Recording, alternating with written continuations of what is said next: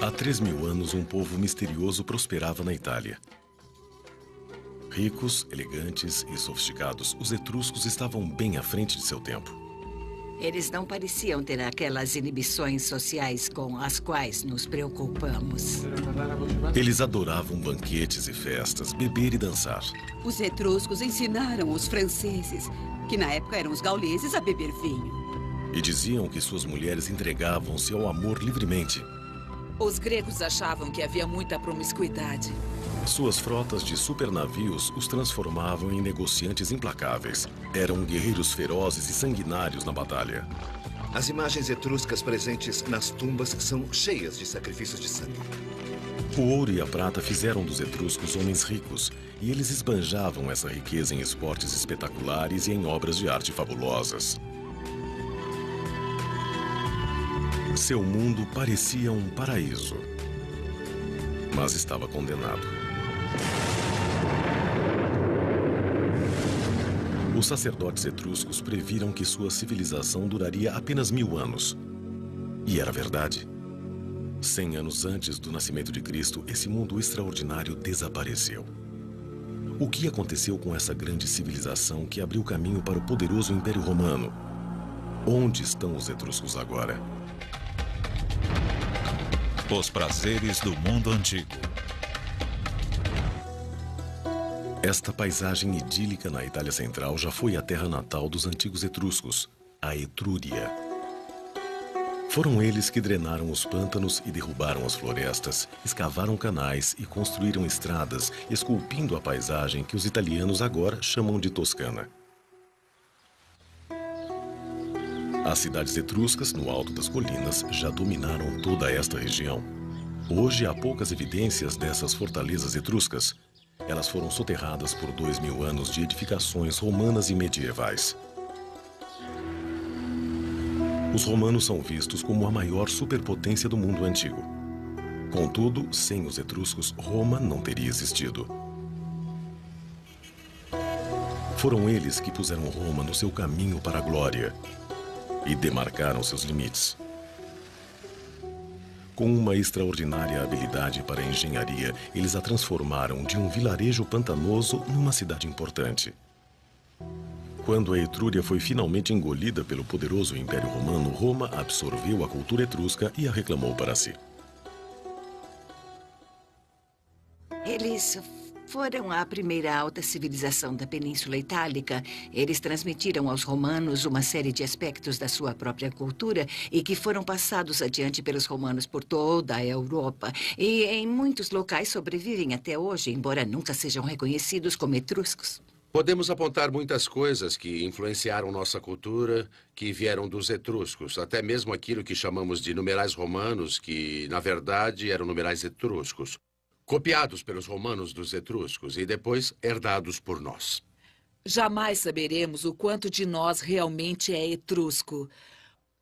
O nosso alfabeto, algumas palavras que usamos, algumas bem importantes como persona, personalidade, nós não teríamos se não fosse pela complexidade da cultura etrusca. O mundo perdido dos etruscos agora é visto como uma das maiores civilizações conhecidas, igual em importância à antiga Grécia e ao Egito.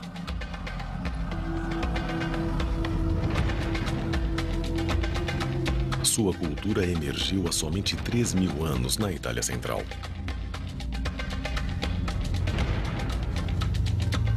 Os primeiros etruscos viviam em aldeias, em cabanas toscas da Idade do Bronze. Eles exploraram o solo rico da Etrúria, as vastas florestas e os mares férteis, domando o mundo natural à sua volta. Com armas de bronze, eles abriram caminho à força, dominando toda a região. O índice de desenvolvimento era espetacular. Os autores antigos os rotularam de recém-chegados exóticos e alegaram que eram estrangeiros do leste. Para um autor grego ou romano, a ideia era: vocês não se parecem conosco, não falam como nós. Vocês não são daqui. De onde vocês vieram? De onde os etruscos vieram ainda permanece um mistério.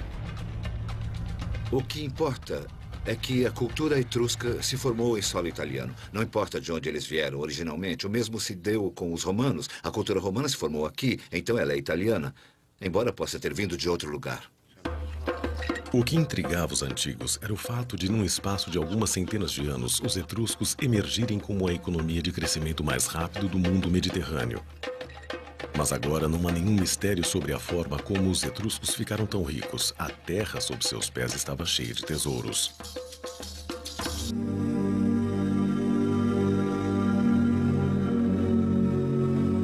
Em 1980, o arqueólogo Giovanangelo Camporeale teve sorte.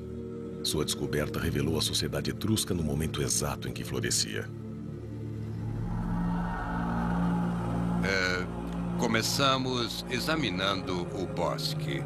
Era um bosque denso, impenetrável. E vimos algumas pedras. Pedras que deviam ter sido postas ali, porque não eram rochas naturais. Elas eram parecidas. Depois achamos mais 2, 3, 4. As pedras pertenciam a um muro. Vasculhamos em torno e achamos outros muros.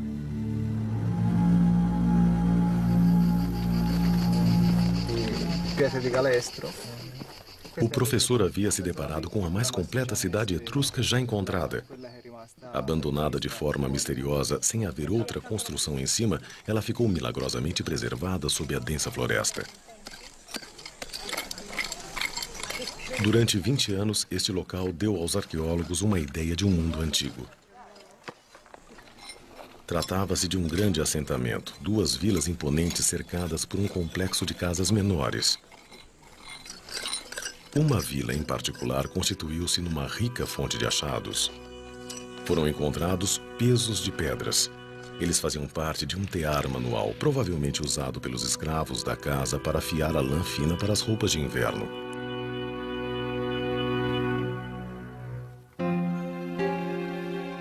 O arqueólogo Stefano Giuntoli caminha por um grande salão de entrada que leva a um aposento, onde fragmentos de um copo de vinho importado da Grécia e outras evidências de uma moradia requintada foram achados. Isto era um salão para banquetes, onde homens e mulheres se deleitavam e relaxavam. Devia ser decorado com afrescos suntuosos e objetos preciosos. Os aristocratas etruscos que viviam aqui viviam bem.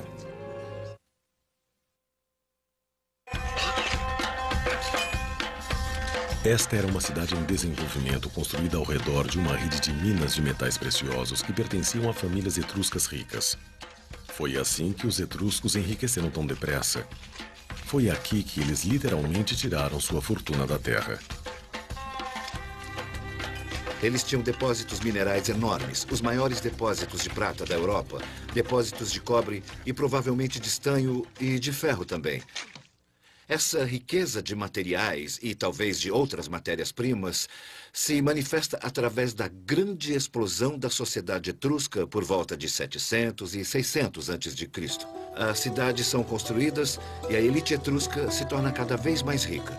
Essa riqueza, nas mãos de poucas pessoas, gerou uma sociedade extraordinariamente singular.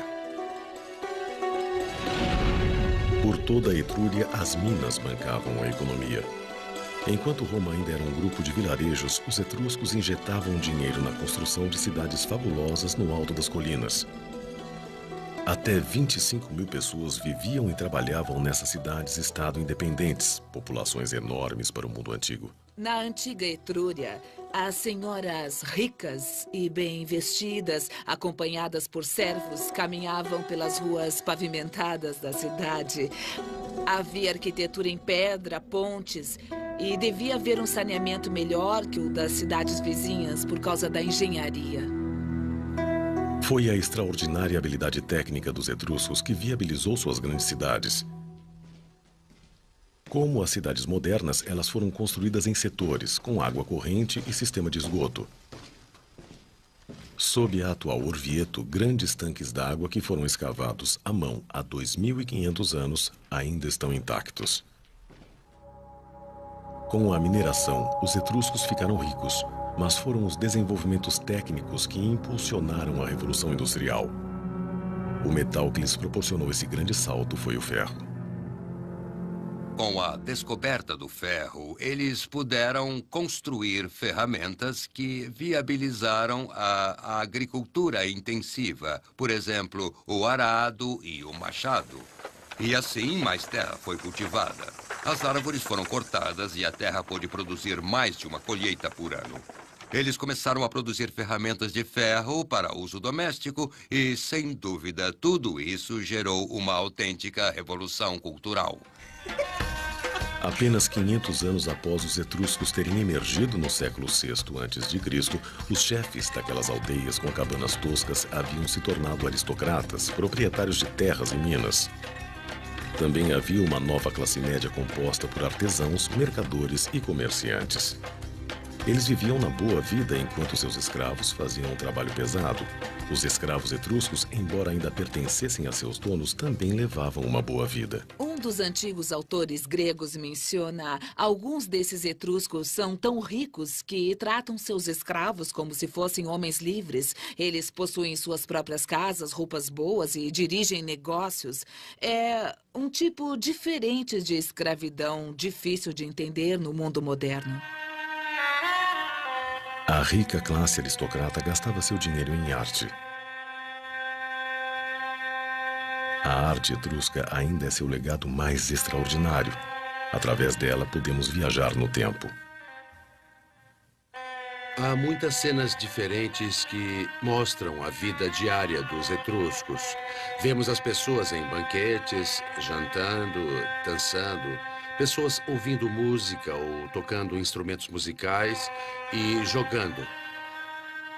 Vemos pessoas se amando, usando trajes diferentes, roupas diferentes. Seus vizinhos sentiam inveja e zombavam da ostentação vulgar de riqueza dos etruscos. Com certeza, os competidores gregos dos etruscos achavam que eles tinham demais. E os acusavam de esbanjadores, dizendo: os etruscos prestam muita atenção ao seu próprio conforto e bem-estar. Sem a arte, saberíamos muito pouco sobre o pensamento etrusco e como eles viviam. Há milhares de inscrições etruscas, mas nenhum de seus livros sobreviveu.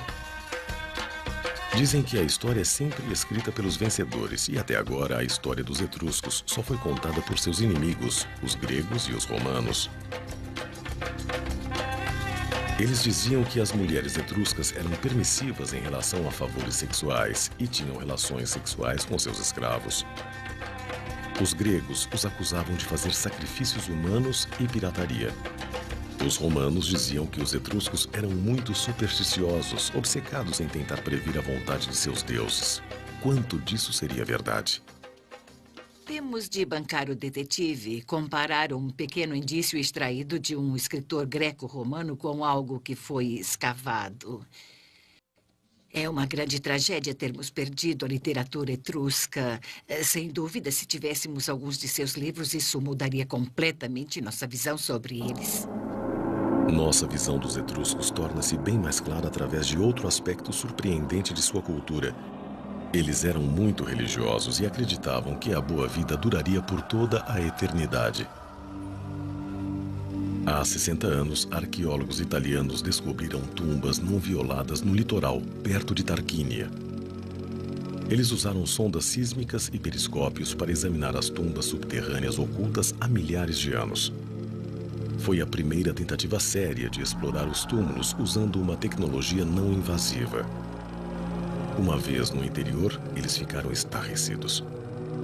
Ali estava o tesouro perdido com o qual os arqueólogos sonhavam. Um túnel do tempo para o mundo perdido, perfeitamente preservado, desse povo extraordinário. Nas tumbas subterrâneas de Tarquínia, os arqueólogos encontraram câmaras inteiras decoradas com afrescos fabulosos. Essas pessoas que adoravam se divertir, celebravam a vida até na morte. Em cores intensas, eles banqueteiam, bebem, dançam e fazem amor.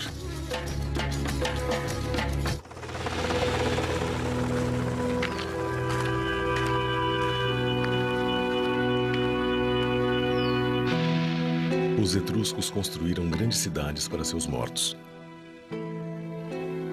cheias de tumbas elaboradas dispostas em setores com ruas e praças, elas refletiam as cidades dos vivos. Esta necrópole foi construída ao longo da antiga cidade de Cesare. Cada câmara mortuária familiar contém os ataúdes de gerações da nobreza etrusca. Os etruscos acreditavam que deviam a seus ancestrais a boa sorte e o poder. Honrá-los era essencial. As tumbas aqui são casas em miniatura. Relevos em gesso nas paredes exibem cada objeto que o morto poderia necessitar na outra vida.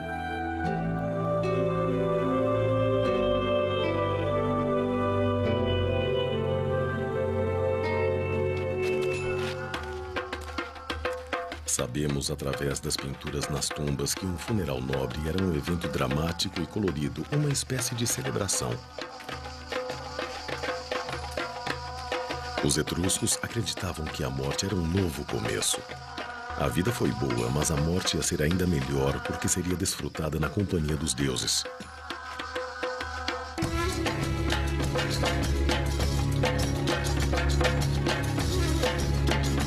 A obsessão desse povo com a vida após a morte e seus preparativos para ela nos deu a visão mais clara sobre seu mundo. Quase tudo que sabemos sobre os etruscos foi obtido através dos objetos que vieram das tumbas. Quase tudo que você vê nos museus veio das tumbas aristocratas. As pessoas eram enterradas com coleções elaboradas em cerâmica e bronze e, às vezes, armaduras e armas para os homens.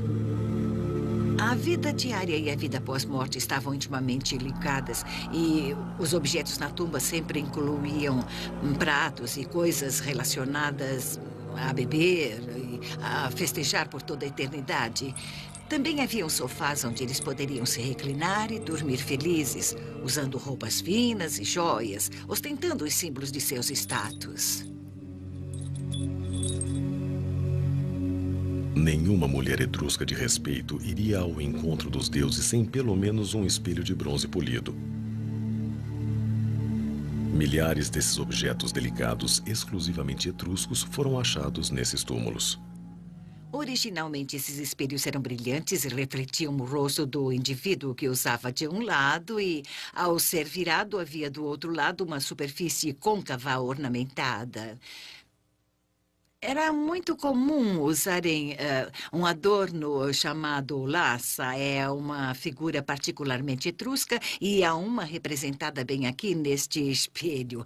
É uma figura feminina nua com asas e carregando um vidro de perfume. É uma espécie de espírito dos adornos que acompanha a senhora na vida após a morte para lhe oferecer perfume durante toda a eternidade. A morte era um estado chamado de animalis, que significava tornar-se um deus espiritual. Para os etruscos, os ancestrais ainda viviam, mas no céu.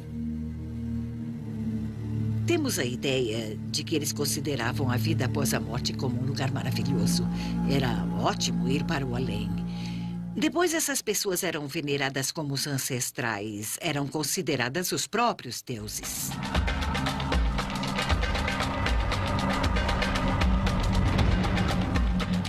Os etruscos adoravam vários deuses, alguns violentos, outros sábios e amistosos. Eles compartilhavam com os antigos gregos Apolo, Hércules e Perséfone, deuses dos céus. Mas a religião dos etruscos nasceu num momento único e dramático, vinda das entranhas da terra. Os deuses enviaram um mensageiro chamado Tagis, um menino nascido da terra com o rosto de uma criança e a sabedoria de um ancião. Ele cantava canções misteriosas que só um nobre chamado Tarquon conseguia entender. Ao serem escritas, elas se tornaram a disciplina etrusca. A disciplina etrusca é o plano completo para a vida de um indivíduo e para a vida de sua cultura, que envolvia ensinamentos morais e todas as fórmulas e rituais necessários para permanecer de bem com os deuses. Esses deuses dominavam todos os aspectos da vida e falavam através da natureza.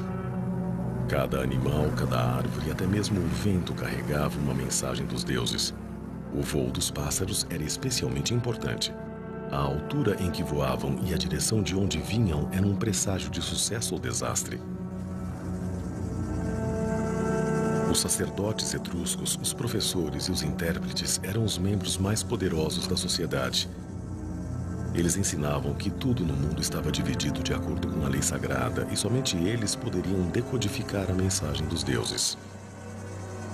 Um sacerdote etrusco, quando se preparava para ler a vontade dos deuses, marcava os pontos cardeais, norte, sul, leste e oeste, e depois observava o que acontecia no céu. O quadrante do céu, o setor onde aparecesse uma ave, um raio ou qualquer outra coisa, lhe diria qual deus era responsável por aquilo. Os deuses enviavam suas mensagens mais urgentes através de trovões e raios. Um manual secreto que só os sacerdotes possuíam explicava o significado das tempestades elétricas. Chamado de calendário brontoscópico, é um dos poucos textos etruscos que sobreviveram.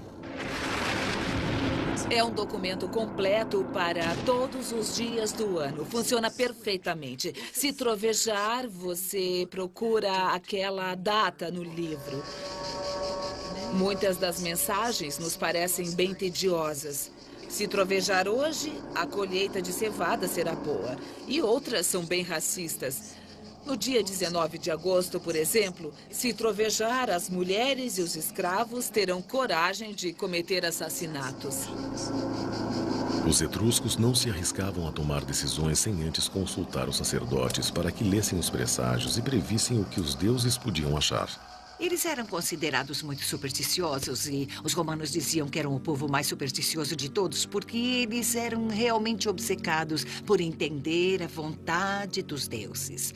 Esta era uma preocupação muito especial dos etruscos, saber o que os deuses queriam, o que os deuses pensavam, se ficariam zangados, qual vai ser o resultado se eu irritar os deuses. Os viajantes antigos que conheceram os etruscos ficavam fascinados com sua religião e assombrados com a habilidade dos sacerdotes em prever o futuro. Os romanos chegaram a empregar sacerdotes etruscos como conselheiros. O sacrifício ritualizado de sangue era um elemento essencial no repertório de um sacerdote. Mensagens celestiais eram lidas nas entranhas de animais recém-abatidos. O fígado era considerado o órgão que tinha o poder de transmitir mensagens dos deuses. A arte de prever através da interpretação do fígado era tão desenvolvida quanto a leitura dos céus. Os sacerdotes analisavam os fígados, adivinhando através de marcas ou manchas a escrita dos deuses. Este modelo de fígado foi encontrado no túmulo de um sacerdote. Provavelmente foi usado para ensinar os novos sacerdotes a interpretar a vontade dos deuses. Linhas limites separam as esferas de cada divindade, dizendo ao sacerdote quem está falando. As leituras e as previsões aconteciam nos templos etruscos que dominavam a paisagem. Este templo era o centro de comando. Daqui, os sacerdotes examinavam os céus, executavam os sacrifícios e depois traduziam a vontade dos deuses para cada aspecto da vida, grande ou pequeno. A elite etrusca era uma espécie de teocracia. Eles eram sacerdotes, tiranos que controlavam a população através da religião. Essa espécie de centro cerimonial ficava no coração do poder etrusco, da cultura etrusca. Em época de crise, fome, doença ou guerra, os sacerdotes podiam até exigir o sacrifício máximo: uma vida humana. O sacrifício humano era uma possibilidade, mas não a prova concreta ainda. Porém, as imagens etruscas, as imagens das tumbas estão repletas de sacrifícios de sangue. O sacrifício de prisioneiros, esse tipo de coisa. Talvez ocorresse um sacrifício humano pelo menos de vez em quando. Os gregos acusavam os etruscos de serem tiranos e piratas. Sabemos através de seus relatos que eram guerreiros cruéis e massacravam centenas de prisioneiros. Os etruscos estavam constantemente em guerra com seus rivais de negócios. Porém, novas descobertas perto do litoral da Itália provam que eles eram os mais cobiçados parceiros comerciais de toda a região.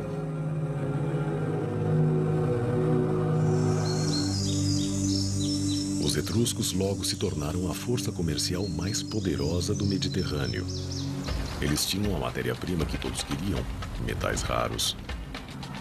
Primeiro, eles foram cortejados pelos fenícios do leste. Depois, chegaram os gregos. Eles tinham os depósitos de minerais que os gregos queriam, e os gregos vieram do leste, se aproximando ao máximo dos etruscos. Eles os atraíam como um imã. No século VIII a.C., os comerciantes da Grécia se uniram a outros do leste, criando um entreposto comercial na ilha de Pitecússai. Convinha aos etruscos manter seus parceiros comerciais afastados. Os etruscos eram fortes, tanto na terra quanto no mar. Sua grandeza lhes dava poder. Eles impediram os gregos de se instalarem em território etrusco, o que revela algo sobre sua força militar. Deixavam claro que negociariam com você, mas não lhe dariam sua preciosa terra. Os metais atraíram os gregos a Pitecússai, mas o comércio não era unilateral. Os etruscos adoravam tudo que era novo e exótico.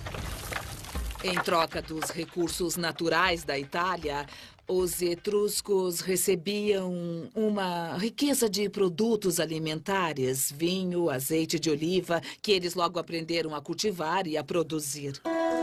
Os etruscos gostaram do negócio de cultivar uvas e beber vinho em grande escala. Originalmente uma ideia grega, em pouco tempo eles faziam um vinho melhor e exportavam tonéis dele para a França. Pode-se dizer que os etruscos ensinaram os franceses, que na época eram os gauleses, a beber vinho. Escavações feitas em La Ciotat, perto de Nice, no sul da França, desenterraram um forte etrusco com uma rede de depósitos capazes de guardar grandes carregamentos de vinho. Os comerciantes etruscos transformaram o negócio de exportar vinho por mar numa verdadeira arte. Eles apresentaram aos franceses um modo de vida inteiramente novo.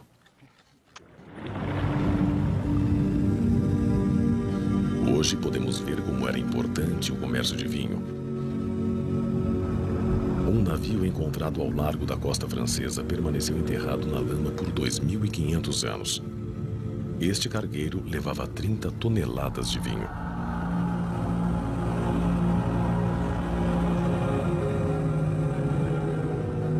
Como e por que este navio afundou é um mistério. Pode ter sido mau tempo, mas estes mares eram famosos por causa dos piratas e um navio carregado era um alvo fácil. Os etruscos tiveram uma solução engenhosa. A estratégia mais segura para qualquer navio de carga era a velocidade. Os engenheiros etruscos projetaram um navio que podia superar qualquer embarcação construída pelos rivais. Seu novo design revolucionou a construção naval. Ele era único. O que os destacava de seus competidores gregos era o tipo de mastro. Eles usavam uma vela mestre gigante, um tipo de vela quadrada, mas acrescentaram outro mastro, com vela na frente, que permitia uma navegação mais rápida e talvez manobras melhores no mar profundo. Com o tempo, os cargueiros etruscos foram adotados pelos romanos, estabelecendo o padrão para os navios modernos. Passados para trás na corrida pelo domínio das rotas comerciais marítimas, os gregos menosprezaram o conhecimento dos etruscos. Os gregos tinham interesse em classificar os etruscos como os bárbaros, como piratas, quando, na verdade, os etruscos faziam exatamente o que os gregos também faziam. Os etruscos e os gregos continuaram a negociar, sem ligar para as opiniões mútuas. Nenhuma casa rica na Etrúria era completa sem a bela cerâmica ornamental feita pelos gregos. Aliás, foram achados tantos vasos gregos na Etrúria que foram considerados como sendo etruscos. No centro de comércio em Pitecússai não se comercializava apenas objetos de luxo, também se trocava ideias. Uma grande e nova ideia foi o alfabeto. Os etruscos foram dos primeiros povos da Itália a adquirir o alfabeto. Eles o receberam de colonizadores gregos. A língua em si é uma questão separada. O alfabeto, na qual foi escrita, foi emprestado dos gregos pelos etruscos e imediatamente modificado por sons que eles conseguiam produzir e os gregos não, e vice-versa. E esse alfabeto fez parte do legado que eles transmitiram aos romanos. Depois, os comerciantes etruscos descobriram um paraíso incrível a leste do Mediterrâneo e da terra da Assíria. Os artistas locais ficaram inspirados e introduziram os novos designs na sua própria arte. Os leões não pertencem à Itália, mas foram definitivamente adotados pelos etruscos. Eles são consumidores, recebendo todos esses produtos, mas da noite para o dia, seus próprios artistas os integram a um estilo crescente de arte nativa. Os etruscos absorviam as ideias artísticas de fora e rapidamente as superavam. Agora, essas obras de arte funcionam como registro da sociedade etrusca. Eles absorveram muitos elementos culturais dos gregos e um dos mais comuns foi o esporte. Nas pinturas das tumbas, vemos que eles tinham competições esportivas muito similares às dos gregos. Havia lançamento de disco, de dardo, boxe, luta livre. Os etruscos participavam desses jogos, de alguns deles só por divertimento. Mas eles também disputavam competições físicas mais violentas que envolviam homem contra animais e homem contra homem. Eles desenvolveram o ritual sangrento do combate entre gladiadores e o introduziram em Roma.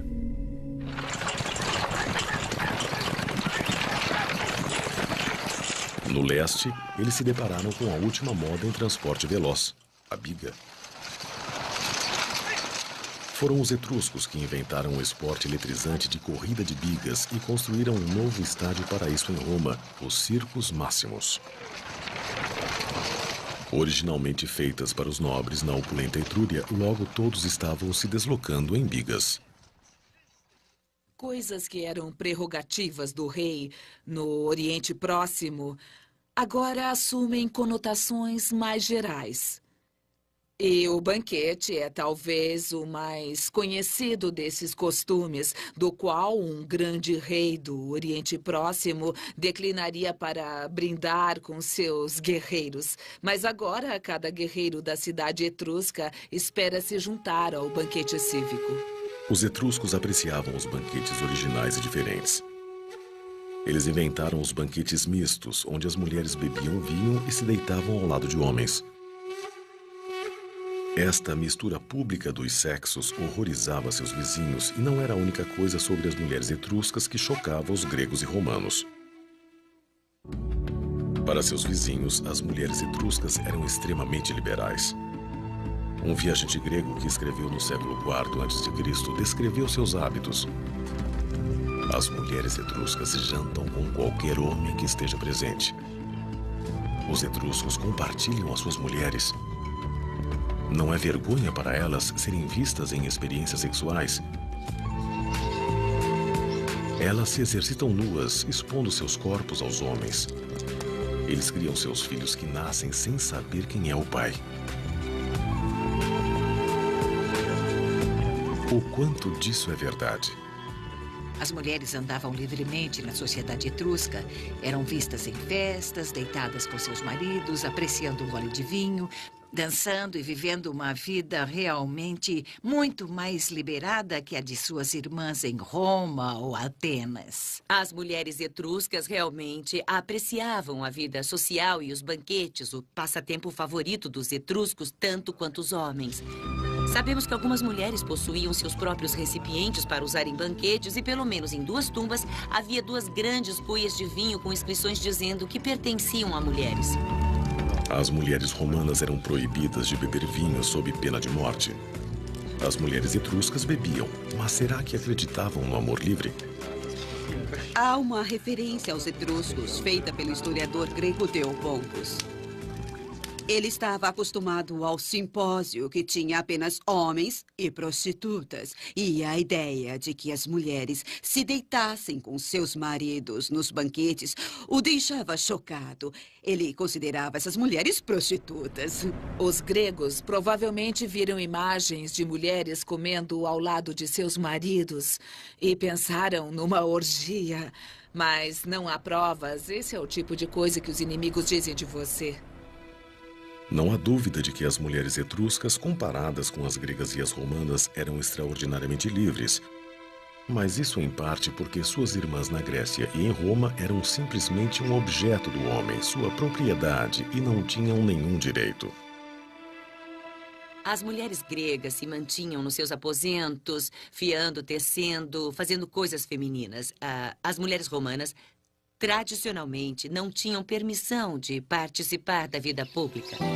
As mulheres na Etrúria, pelo menos as aristocratas, possuíam sua própria riqueza. Elas tinham muito mais liberdade que as mulheres gregas e romanas. As mulheres etruscas eram independentes. Podiam ter o próprio dinheiro e até propriedades. As mulheres romanas nem mesmo tinham um nome próprio. Se você fosse filha de Túlio, você seria Túlia. E se houvessem 3 filhas, haveria a Túlia I, a segunda e a terceira. Já as mulheres etruscas tinham seu próprio nome. O fato é que as mulheres etruscas, além de livres, também eram educadas. Quando os espelhos de prata e bronze encontrados nas tumbas das mulheres foram limpos e examinados, eles provaram que elas podiam ler e escrever. Eles tinham inscrições e as mulheres conseguiam lê-las. Não haveria sentido em escrever esses nomes de personagens mitológicos gregos se você não os conhecesse. Então, todas as mulheres aristocratas eram muito cultas. As mulheres etruscas levavam seus adorados espelhos ornamentados para a vida após a morte, assim como fez Ceiante, uma mulher nobre que viveu no século III a.C. Agora, no Museu Britânico, seu sarcófago imponente, achado na sua própria tumba, sugere que ela era muito rica e muito importante. Quando seu rosto foi reconstruído cientificamente, descobriu-se que a imagem em sua tumba possuía uma semelhança apurada. Isso mostra que os etruscos estavam bem à frente dos romanos e dos gregos. Este é o primeiro retrato comprovado da Antiguidade Clássica.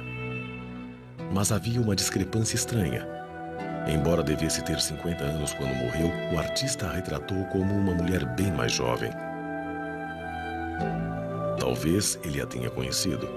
Ou será que esta rica mulher encomendou a efígie para seu ataúde anos antes de sua morte?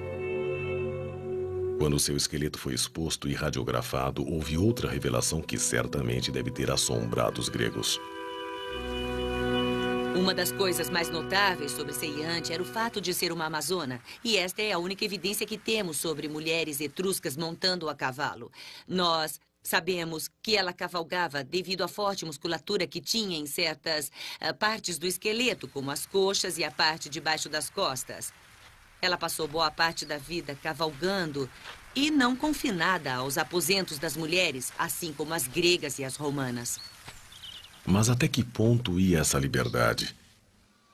E as acusações de que as mulheres etruscas gostavam do amor livre, mantinham relações com escravos e de que nenhuma criança etrusca sabia quem era o pai? A sociedade etrusca era aristocrata e a unidade da sociedade era formada pelo casal.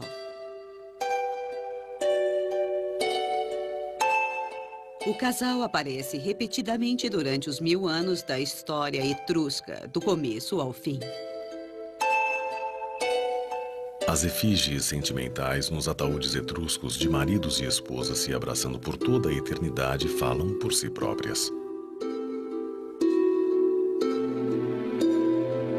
Imagens em objetos nas tumbas, na cerâmica e nos afrescos celebram o casal.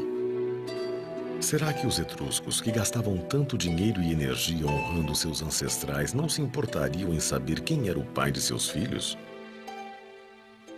Isso não foi comprovado pelos indícios arqueológicos. Todas as pessoas comemoravam fazendo uma oferenda aos deuses em suas tumbas ou sarcófagos. e identificavam seus nomes e depois davam os nomes dos pais. Então, o que houve com os etruscos? Um povo que parecia tão equilibrado, confiante e liberal.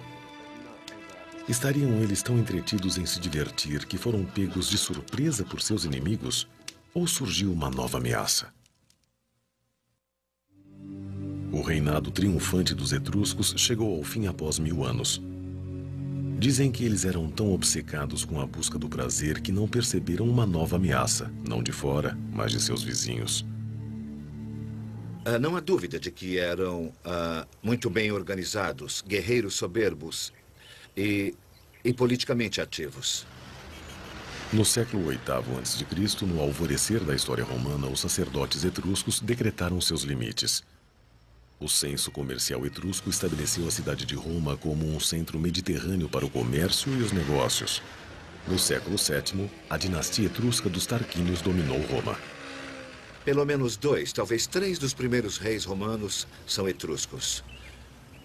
Foi só mais tarde que os romanos assumiram militarmente e eles, então, conquistaram os etruscos. No século V a.C., os romanos expulsaram os soberanos etruscos. E adotaram muita coisa de sua cultura, mas agora, com a expansão da cidade de Roma, eles os viam como rivais. Roma queria as riquezas da Etrúria para si. O período em que Roma reconhece que precisa, quer e vai assumir a Etrúria chega quando eles percebem que há uma grande população urbana que não consegue produzir sua própria comida e que precisa ser alimentada. Eles começam a cobiçar as terras cultiváveis do interior da Etrúria. Dizem que o fim dos etruscos foi uma profecia que se concretizou. Uma antiga lenda previa que a civilização etrusca duraria apenas 1000 anos. A previsão estranhamente se confirmou. Será que os etruscos, tão supersticiosos, se amedrontaram e sucumbiram ao que julgavam ser seu destino? Dizem que por volta de 44 a.C., um cometa foi visto e aquilo marcou o começo da última era dos etruscos. Foi quando surgiu Júlio César e o Império Romano se estabeleceu. Isso tem sido usado para explicar por que nos últimos 200 anos eles se mostraram tão passivos. Eles parecem não resistir aos romanos, como era de se esperar. Parecem não se importar por estarem sendo assimilados e conquistados. Mas não houve nada místico sobre o colapso dos etruscos. As guerras comerciais contínuas contra os gregos impuseram seu preço. Em seguida, os exércitos dos gauleses atacaram as cidades etruscas. Impelidos pela fome, eles fugiram para a Itália atrás de comida e terra fértil. Os etruscos suportaram o primeiro impacto bem antes de os gauleses chegarem a Roma e a ocuparem brevemente. E durante muitos anos, do final do século V até o IV, eles combateram os exércitos gauleses. Defender a Etrúria das hordas de gauleses invasores esgotou os etruscos. Depois, os romanos começaram a tomar as cidades enfraquecidas, uma a uma. A primeira foi a cidade de Veii, mais perto de Roma. O segredo do sucesso dos romanos foi o fato de serem unidos. Os etruscos, com suas cidades-estado independentes, às vezes em guerra umas com as outras, não eram. Elas nunca se uniram tempo suficiente para enfrentar Roma conjuntamente. E assim Roma as conquistou. Quando uma cidade era enfraquecida pelos gauleses, Roma se aproveitava. E talvez este seja o segredo que explica a derrota dos etruscos. Algumas cidades ficaram sob cerco durante anos. Outras caíram quase sem lutar. Em 2 séculos, a Etrúria era mais uma parte do grande Império Romano. Gradualmente, as pessoas deixaram de falar ou escrever em etrusco. Todos falavam a língua dos conquistadores, latim. As pessoas realmente pararam de falar etrusco por volta do século I a.C. E foi quando o povo etrusco chegou ao fim, deixou de ser uma entidade. Quando a língua morreu, morreu também a literatura. Os escritores antigos citam a riqueza da música e da arte etrusca, sua poesia, peças e histórias. Só restaram vestígios nas inscrições. O que aconteceu? Não havia necessidade nem interesse por parte dos romanos em conservar os textos etruscos, exceto os religiosos. Então, simplesmente desapareceram. E quanto ao povo? Muitos etruscos foram mortos, mas nem todos. Os aristocratas se misturaram à sociedade romana, um lampejo de cor exótica entre a elite. Nos bastidores, eles ainda influenciavam o novo império. O que houve com os etruscos é que muitos deles se tornaram romanos. Muitos da aristocracia etrusca se mudaram para Roma e se tornaram parte da elite romana. Estudos recentes analisaram os nomes dos senadores do Senado romano no século I a.C. E muitos deles eram de famílias etruscas. Diante da situação, eles deixaram que Roma assumisse o controle da cidade. Começaram a preparar seus filhos para ir para Roma e se tornar senador. E assim eles poderiam ajudar a família através dos votos no Senado. A luta dos arqueólogos para iluminar o mundo fabuloso dos etruscos nunca terminará. Embora vivessem há milhares de anos, eles chegaram ao mundo moderno de uma forma bem direta. Sua história é envolvente, sua atitude em relação à vida, intrigante. O espírito dos etruscos ainda vive na Itália. Às vezes, quando a luz do entardecer ilumina o rosto dos moradores da Toscana, nós voltamos à Etrúria, o lar do povo perdido da Itália, os etruscos.